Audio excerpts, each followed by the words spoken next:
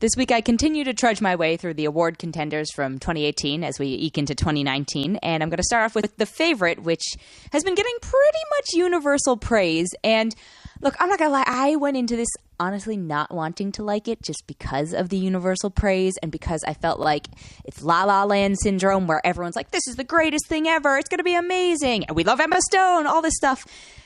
I was not wrong. It got overhyped a little bit. There are elements of it that I respect and I really appreciated, and I will say I'm a huge fan of the director, Yorgos Lanthimos, who did The Lobster and The Killing of a Sacred Deer, which are super weird and surreal and visceral and like uncomfortable, and I feel like The Favorite is the censored version of that. And that's not to say it's not an R-rated film and it's not like a little weird, but I feel like he dialed it back too much, and I really just enjoy seeing him in his creative space. And there are moments that are kind of surreal and character moments that are tense that remind me of his other work, but The Favorite, it felt watered down for me. It stars Olivia Colman, who plays Queen Anne, Olivia Colman is the best part of this movie. I think she's fantastic. I'm pretty sure she's going to win a ton of awards for it, which I won't begrudge because, yeah, she does a really good job playing this kind of unhinged queen in power who isn't really doing her job and, you know, has these people around her manipulating her. And it's also, so Rachel Weisz is one of those people manipulating her, who plays Lady Sarah Churchill, because status matters. And then Emma Stone shows up as a servant who kind of works her way up. And, you know,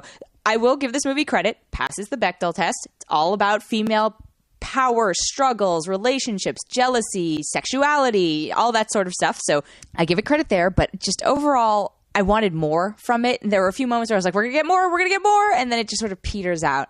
It's a good movie. I don't think it's as good as everyone is hyping it up to be. And I think it's, again, one of those movies that is being, a disservice is being done by overhyping this. It kind of reminds, you know, again, it's La La Land syndrome. Maybe it's just an Emma Stone thing. But honestly, if you're going to watch work of Yorgos Lanthimos, I would suggest watching Killing of a Sacred Deer or The Lobster. Okay, Killing of the Sacred Deer is just so uncomfortable and great. And I like held my breath through the whole movie. Whereas this, I was like, meh.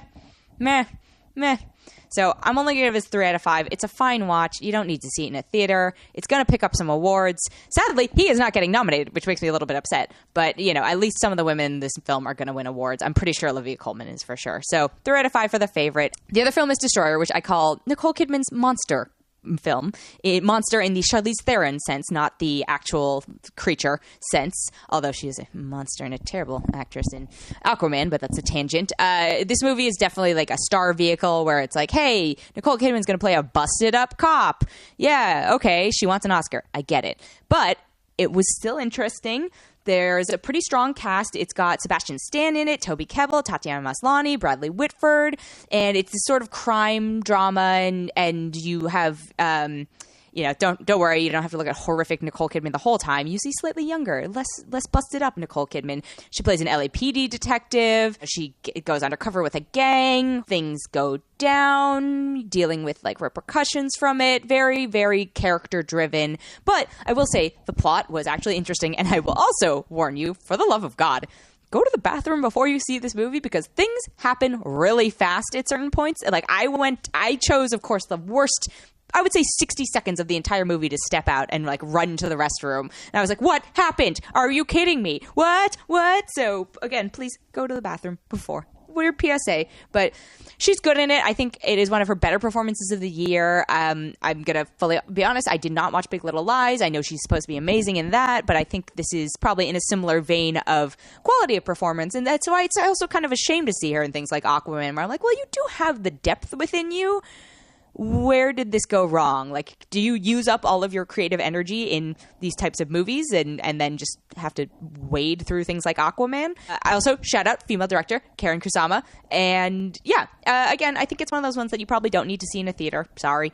But it's worth checking out. It's a tough film. It's definitely a tough film. But I definitely enjoyed it more than I enjoyed something like The Favorite. So I'm going to give it 3.4 out of 5.